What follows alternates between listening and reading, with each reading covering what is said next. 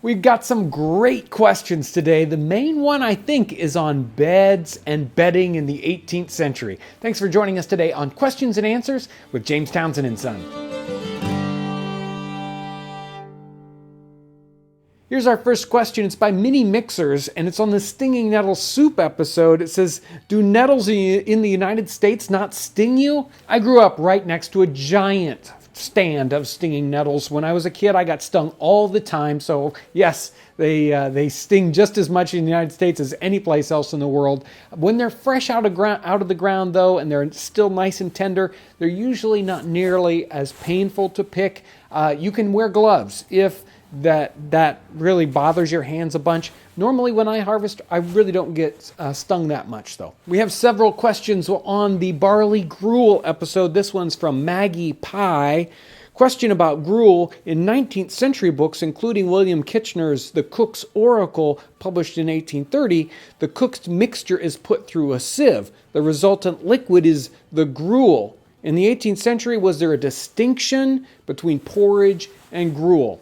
Well, if you kind of do a search through all the different recipes in 17th and 18th century for porridge and gruel, you'll find that it's a bit of an interchangeable term depending on who's writing.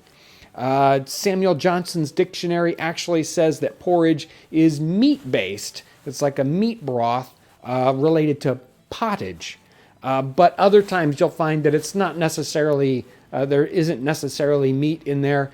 So really, porridge and gruel are a bit of an interchangeable term. I think gruel is usually a porridge, but a porridge isn't always a gruel, if you get my understanding. This one also came in on the barley gruel episode. It's by Transboable. I don't know how you would pronounce it. Would the average non-wealthy person in the 1700s have bowls like the blue bowls you used in this video? If not, what would they have used? Well, the bowls that we used in those were porcelain, say trade bowls. They were imported from Japan and China in the time period in the 18th century, but they were fairly expensive.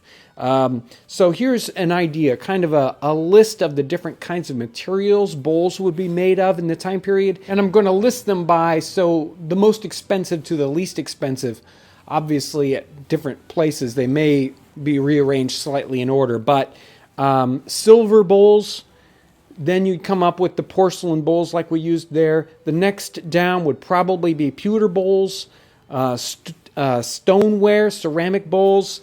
They had tinware bowls, redware bowls, which are much softer and less expensive ceramic.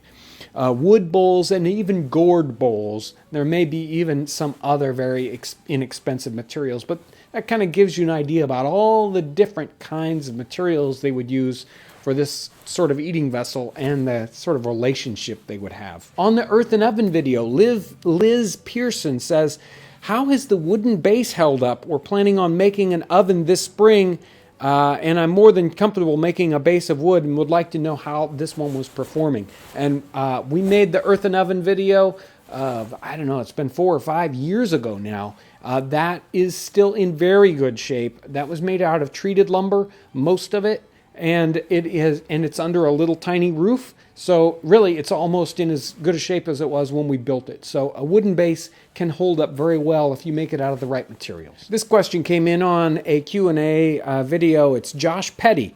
How well were they able to moderate their baking and cooking temperatures back then? Did they use different types of fuel depending on what they were cooking?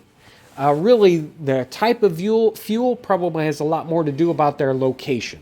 And what fuels they had available to them. Some places wood was readily available, in other places not hardly at all, and so they would have to use things like peat. As when it comes to the temperatures, that really is the skill of the baker or the cook in that circumstance. And that's such a huge topic that we may cover that in a much longer episode at some point. But really, that has to do with taking your time and knowing your materials and the equipment that you're working with.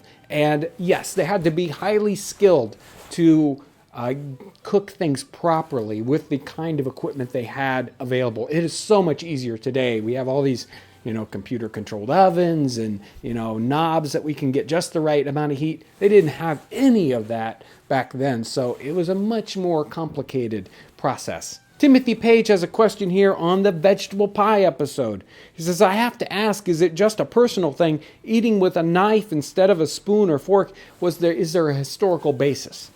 If you look at forks in the 18th century, the vast majority of forks, especially in this English and American context, they were just the two-tine forks. Very, very sharp.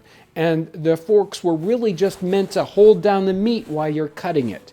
They really weren't for bringing food up to your mouth. And so they would always bring their food up to their mouth with a knife or with a spoon. And so that's why I have to get better at doing that. Forks that were used for eating sort of come in a little bit later. You do see some of these like 3 and 4-tined forks showing up in the late 18th century and in the 19th century. And the ways of eating are definitely shifting. That style is changing from the 18th century into the 19th century. I don't have some exact information on that. That's more research that I have to do. Here's a question from Jesse Grider. He says, if you went to bed back then, what would the bed be like? Did people make their own mattresses?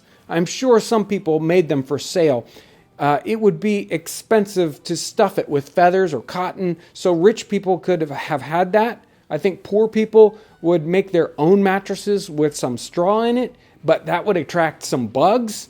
And what would children sleep on? It's a very interesting topic, and there's a lot to this one. And let me kind of give you a quick synopsis of some of the research that I've dug up on this. The terminology for bedding equipment is definitely a little bit different in the 18th century.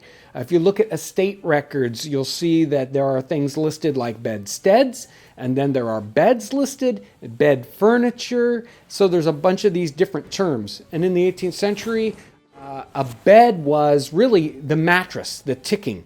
A bag that was made where you would stuff it with either straw or chaff. The high-class ones were stuffed with feathers, and then that was sewn shut, and then they would put a covering on that, and then they would put that sometimes on a bedstead or a bed frame. And many of the states list more beds than they list bed frames. So we know that some of these beds were really just mattresses right there on the floor. There are also things like bolsters and pillows. Again, those were bags that they would stuff with these same kinds of things, either straw or chaff. There's another item here that Kevin mentioned to me as I was preparing for this, ladies' bed straw, which is another kind of plant that they would put into their bedding to keep bugs away. So he talked about straw attracting the bugs, even the feathers, I'm sure, definitely attracting all kinds of things like bed bugs and lice and fleas. They had all kinds of problems with pests like that in their bedding. So they would have to take their bedding out and air it all the time and refresh those materials as they went bad and put new stuffing in them. So there's a lot to beds and bedding in the 18th century. So many of the beds that we see also have bed coverings, like they would be the 4-poster beds, and they would have the curtains all around it, because many people were sleeping in the same room, and that was the only way you could have any kind of privacy. And also these rooms weren't centrally heated, and so that would help keep you warm at night. So there's a lot to beds and bedding in the 18th century. This is just a little snippet, a little nugget of information. There's so much more on that, and I'll try to cover that in other episodes. And here's a quick question from Theodore Webb Films. He says, do you have an upload schedule? And yes, we don't actually publish our upload schedule, but if you've watched our channel for any length of time, you've probably gotten the idea. On Monday afternoons, late in the day, we usually post our cooking episode for the week. Occasionally, we'll slip a different kind of episode in there, but it's usually a cooking episode. On Tuesdays, that's when we usually post an interview or another type of video. Those are a little more erratic. It depends on exactly when we have one available. And on Thursdays, of course, we do the Q&As. I want to thank everyone for all your amazing comments and your support of us. When you share videos, you talk about videos, you comment on videos, you're helping us every time you do that. And the community that we have in the comments section is amazing. And I want to thank everyone for all of your comments and your great questions. And I want to thank you for coming along as we, kind of try to figure out what's really going on in history and specifically in the 18th century. Thank you so much for watching. If you're a new viewer and you haven't subscribed, press the subscribe button up here. That'll take you to a spot where you can subscribe. I want to thank everyone for watching.